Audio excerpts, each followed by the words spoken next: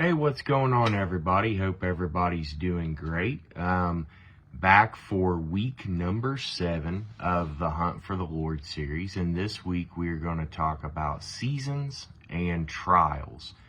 And our lives are just one big season, and within that season, there are various seasons that we go through.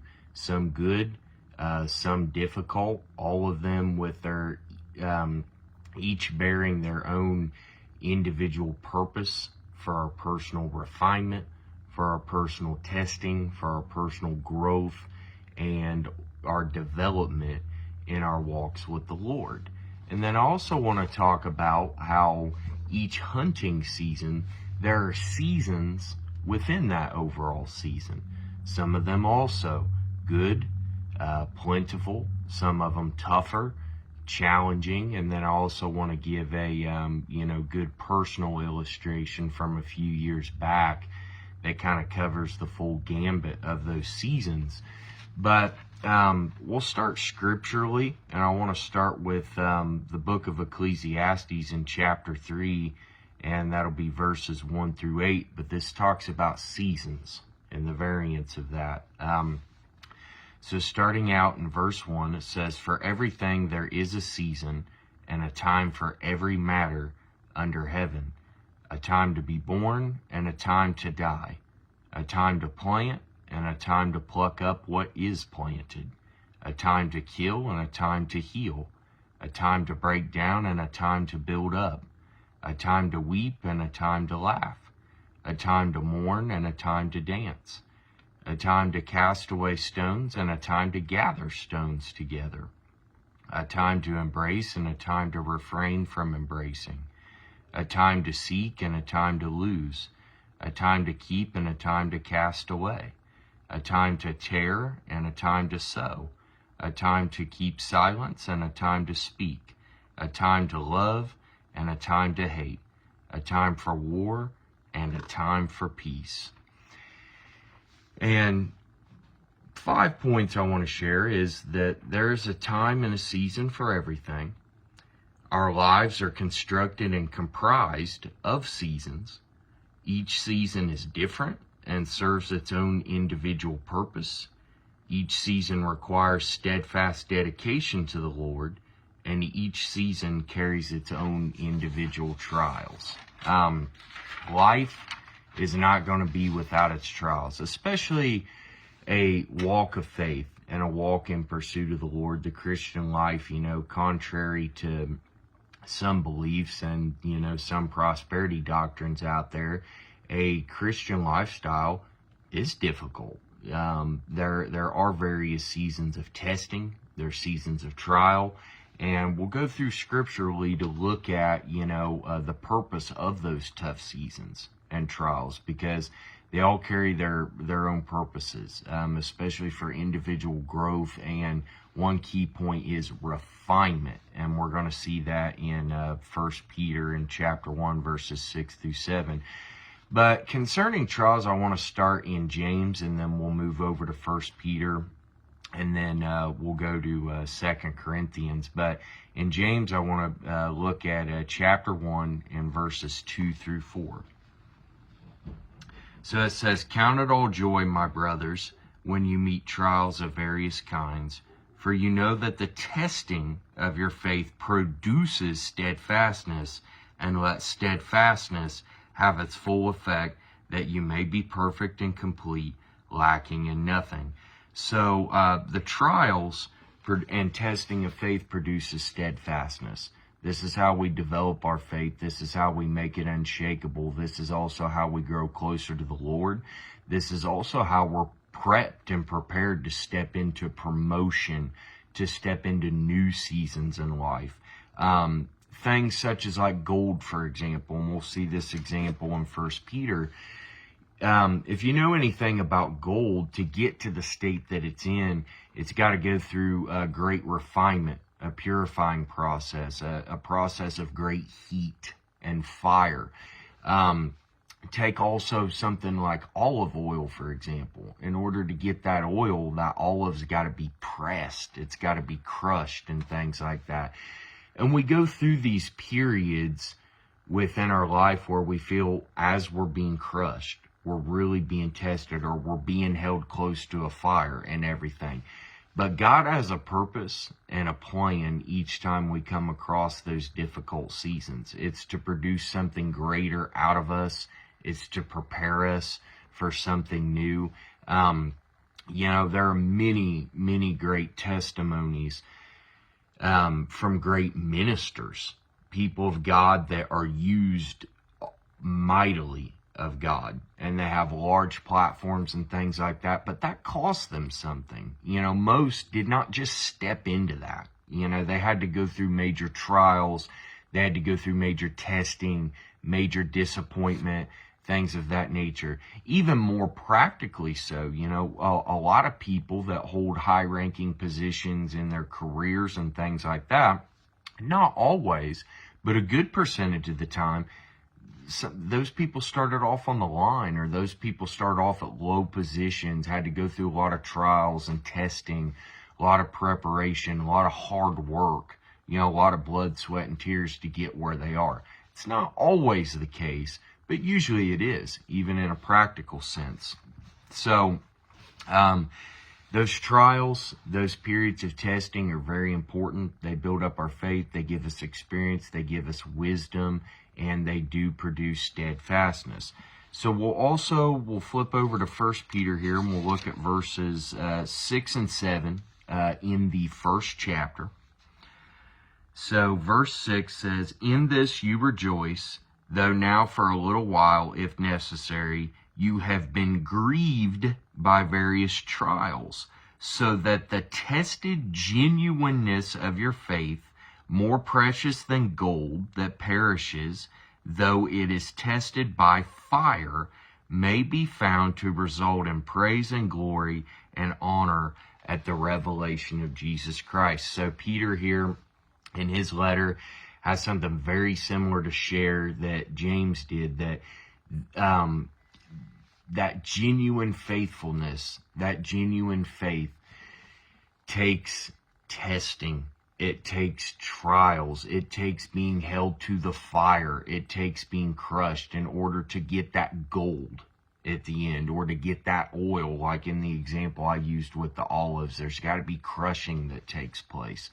Also look at, in terms of seasons, I was at the Breakers Conference this weekend, which, by the way, was a phenomenal conference, an amazing church service that lasted over 8 hours. There were various speakers there, but one speaker, Vlad Savchuk, had a great sermon illustration about Joseph and the seasons he went through in his life, and he used 4 particular ones. He said the first season he started out favorably. He got his coat of many colors, held in high regard by his father, but quickly he stepped into that second season of being hated by his brothers, being betrayed. Then it got worse. As he went to Egypt, gained some favor there. He had to come across the spirit of accusation from Potiphar's wife. He did a great job running from that, but he was still falsely accused, held in prison. But what was confronted, or not necessarily confronted, but, had 2 men come in, and he had to interpret, their dreams and things like that, and slowly but surely gained his favor back, worked out of prison, and then his final season, when he became that olive oil, he became that gold bar we talked about, which took all those trials. He ended up being in a very high-ranking position, had a lot of resources, and when famine hit the land, he ended up being reunited with his brothers and was put in a position, just as he dreamed many years before, of power and authority over his brothers. And he had to be confronted with the decision of, does he execute judgment and wrath on his brothers, or does he show them mercy and forgiveness? He chooses mercy and forgiveness, helps them out during a time of famine, and allows the Israelite people to establish themselves in Goshen and go through a season of prosperity before they meet a season of enslavement. But it's all about seasons. And a lot of times we go through bad seasons, but they are certainly not a time to give up. They produce steadfastness. They test our faith. They develop our faith. They give us wisdom. So certainly do not be grieved. Do not, run from these things. As James said, count it all joy. Embrace these things, because it is going to truly change us and develop us for the better. And the last passage of scripture I'll read will be 2 Corinthians, and it'll be chapter 4 and verse 17. Give me a second to flip over there. Very close.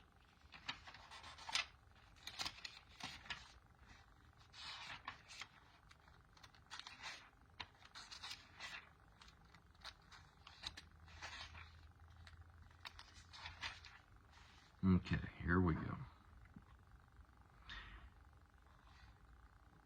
And it says, for this light momentary affliction, so it's only for a moment, is preparing for us an eternal weight of glory beyond all comparison. So these trials, know that they're not going to be forever. They are momentary, but they are necessary to produce glory in us. So we've seen the Apostle Paul here in 2 Corinthians. We've seen Peter and we've seen James, all with a similar thing that they say. And these themes are reflected throughout various stories in the Bible. So understand that trials, tests, things like that, they're all for a reason. The seasons are for a reason, and they're for key development. So one may ask, how does this relate to hunting? What's a story in that? And I do have a, good testimony to share with that, but there are seasons within a deer season, right? Usually when starting out, in some states you can start out, in September. Here in Indiana, we start out in October. But those early time periods, right when the season kicks off, it's a time of great greenery. It's a time of a lot of feeding for the deer, especially in the evenings. If you're by a key food source, that's usually when you're going to see most of your action. That's when good things happen. But there's feeding. Deer in groups, everything's, lush and plentiful, things like that. Sometimes the weather's warm, stuff like that. And it's often, a great time to, go out there and quickly get some meat. May not always, and it varies for everybody, may not always be the ideal time to get a larger buck and stuff, but, that's different for everybody depending on where you're at. But it's always a good time to see deer, and to see deer in large numbers. As the season progresses, deer begin to split up. They feel that breeding season's coming on and things like that. So, you start seeing deer more on an individual basis rather than a herd basis and things like that. So it can get a little bit tougher. You got to target bedding areas during that time. Sometimes some of the bucks that were in bachelor groups with other bucks, or you'd see them, like clockwork hitting a certain food source, they change things up. Some of them go nocturnal for a little bit. All these things vary, but there's similar patterns that you see in a generalized sense. Then you begin to see, what a lot of people call an October lull develop. You were seeing a lot of deer. Now it's a little tougher seeing them. You got to do a lot more homework. It's a little harder seeing them, a lot more nocturnal movements going on. But if you hold out, if you just wait, if you're just patient, there are very, very good days ahead. Some of the best days for a hunter. And, here in Indiana, those days are coming very, very soon, possibly beginning at the very end of this week. It's what's known as the pre-rut time. So bucks are going to start to get active again. You're going to start to see them in more daylight hours. They're marking territory. They're making rub lines. They're making scrapes. They're checking these scrapes. They're beginning, some of the does are starting to come in heat. So these bucks are getting downwind to bedding areas a lot of times in the middle of the day when normally they'd be bedded down or out of sight in these earlier seasons. Now they're being seen, spotted, checking bedding areas, trying to get things going, looking for other bucks, fighting, establishing territory. It's a very exciting time to be out there if you're looking to fill your buck tag, especially with a bow here in Indiana. It's usually one of the best times to do it. It's not the only time to do it, but it's one of the higher percentage times. Then a full rut starts. So there's some chasing and things like that, but a lot of breeding is taking place. So once again, it's kind of like that October lull period. You got to do your homework more. You got to luck out a little more. Deer are scattered out, a lot more nocturnal activity. You don't see the groupings again. Then another rut phase comes into play where, okay, that first batch of does that had come into heat have gotten bred, but then younger does begin to come into heat. So the bucks are out looking again, waiting for that period to start. So it's another great time to catch a buck on their feet. Then they kind of get locked up again.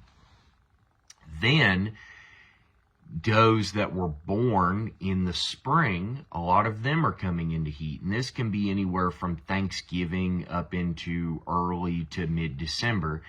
Then bucks start getting active, running around looking for them again.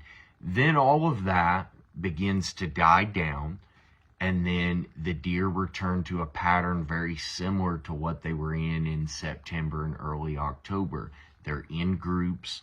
They're not hostile towards each other. There's not nearly the fighting going on, not as much chasing, although there is a little bit because some does are still, trickling in and coming into heat, especially if they were really young and born in the spring. And the example I'll share with you guys will show that. But they're in groups again. They're easier to see. Sometimes it's not uncommon during December, like black powder season, towards the very end of deer season. It's not uncommon to see bucks grouped together again. Seeing very large groups of does, seeing bucks mixed in with does, because a lot of weight has been run off these deer. They've spent a lot of energy, a lot of their nutrients, and the winter is coming. So they're all grouping up trying to find the best food sources, and it's a great time to see herds of deer again. And the practical example I wanted to share with you guys goes back to 2018 for me. That was a year that I hunted very hard, from archery through firearms, deep into black powder season before I filled my buck tag. I saw and experienced the ups and downs, the highs and lows, all the observations you could see, and encountered every single one of those seasons within a single season. And I won't lie, it was a test. It certainly was. It was frustrating. I remember the second or third weekend of firearm season, and I still had not gotten an opportunity at a deer I wanted to take, and I was frustrated. I was pretty mad, pretty upset. I had never not filled a tag that late into the year, and I had been at that time hunting, well over 10 years, probably about 15 or so years, I think. And I'd never dealt with that. I'd never seen that. I'd usually always, filled at least one tag during archery and got the other one I wanted to fill during firearm season. So I was like, am I not going to get a deer this year? What's going on here? And it went all the way until the second weekend of black powder season. And I was out there, and it come down to the last day. It was a Sunday night. And I had went and decided to hunt in an area that I had never hunted before. And I didn't have a whole lot of faith in it either. Other people, were seeing some sign going in and out of this area, and everybody else had gotten their deer, so everybody's trying to help me get my deer. It was an interesting position to be in. And so, one of the older guys at hunting camp had pointed me to a certain area. And, when I had climbed my tree, this guy, he powered a lot of his stuff with a generator and things. And I could hear that generator humming when I was in my stand. I remember getting it in my tree and kind of shaking my head. I was like, this is foolish. This is silly. I mean, I am like fairly close to the campsite. I hadn't even filled a tag. It's my last day out here. Like, it's ridiculous. How am I going to do it? Well, wasn't very long. And keep in mind, this is in December. So a lot of times you'll see, good herd movement fairly early, like sometimes 1, 2, 3 o'clock in the afternoon, where, early October, you're not seeing things till 5, 6, 7 p.m. sometimes in some cases.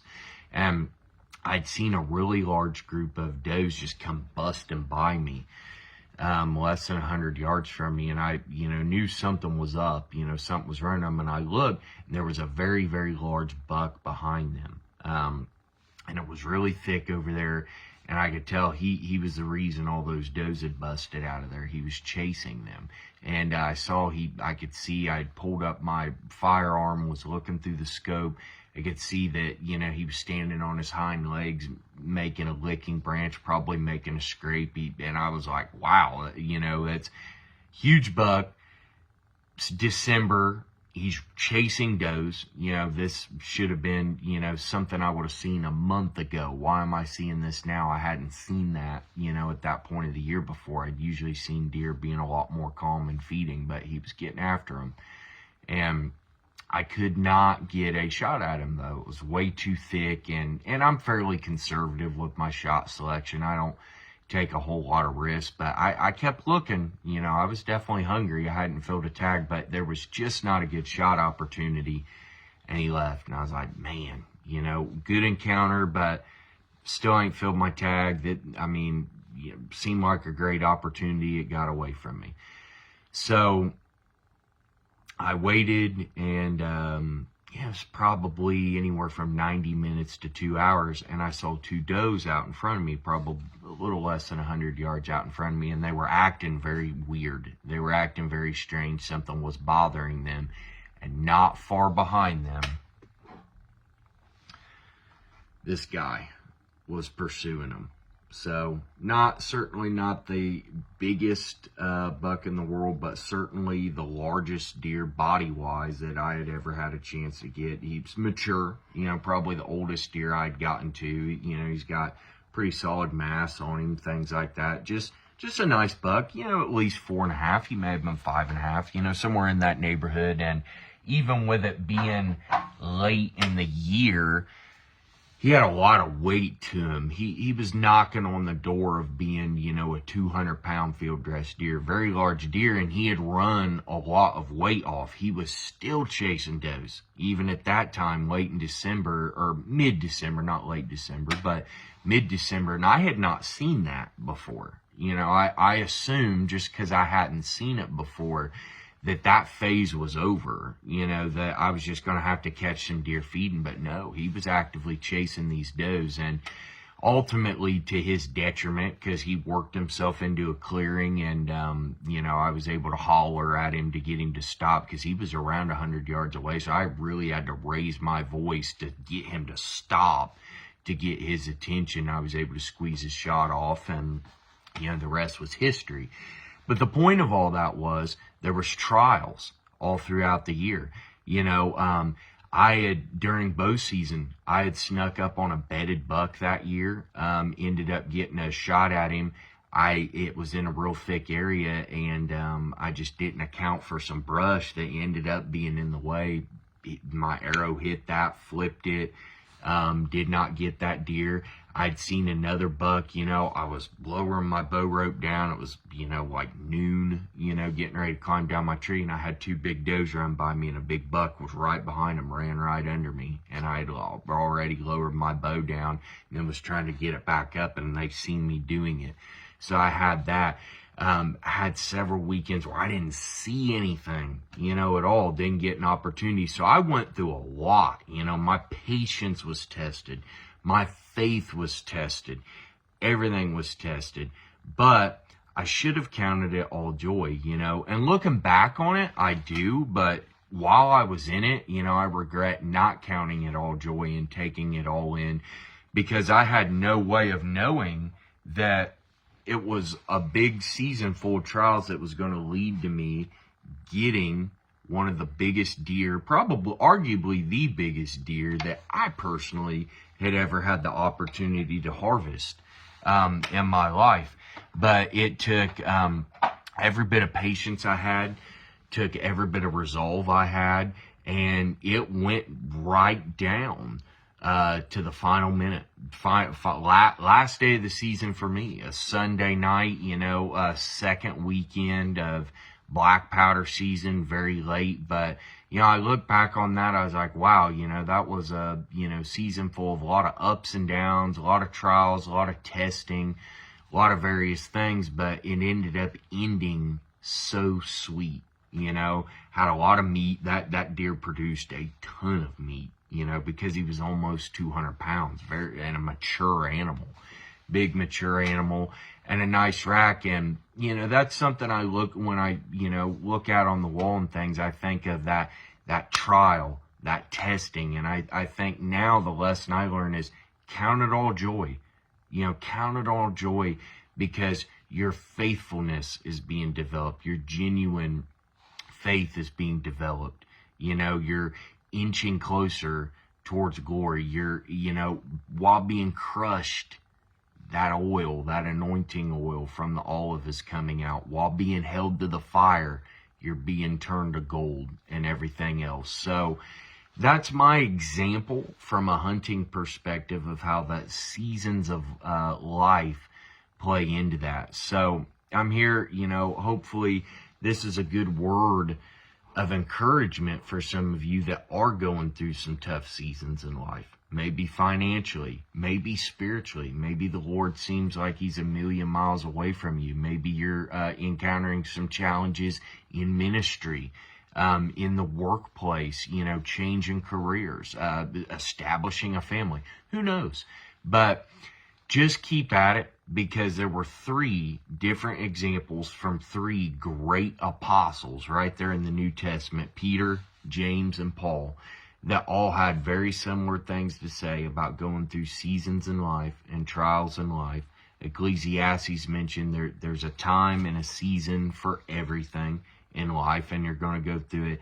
And there are many examples through stories like the story of Joseph in Genesis about various seasons that we have to go through and trials, because before every great promotion in life, and I'm not just talking workplace, I'm talking just any point of elevation, there has to be a low point. For every mountain that we climb, there was a valley we had to go through. For every great thing we earn and get, there had to be some tough perseverance that had to be applied through a tough situation, hardworking situation. So I'm just here to speak encouragement over everybody to never give up, to always press into the Lord. And I'll recap it by giving my final 5 points: that there's a time and a season for everything. Our lives are constructed and comprised of these seasons. Each season is different and serves its own individual purpose. Each season requires steadfast dedication to the Lord, and each season carries its own individual trials that will result in our final perfected development. And one key point is each season requires steadfast dedication to the Lord. Don't give up on your prayer life. Don't give up on reading the Word. Keep pressing in. Keep seeking the Lord. No matter what attacks you're going through in your life, no matter what challenges you're going through in your life, seek the Lord first. Seek the Lord first, because he's refining you. He's making you. He's sanctifying you. He's pushing you forward. He's building you up, and he's getting ready to bring you into a season of promotion and prosperity amidst the seasons of grief, toil, and trial. So never give up. Count it all joy. Bless the Lord. Bless your neighbors. Bless your family, and keep at it. I hope this word was good for you. I hope this is helpful for you. I hope everybody has a great rest of your day and a great weekend coming up. And God bless everyone.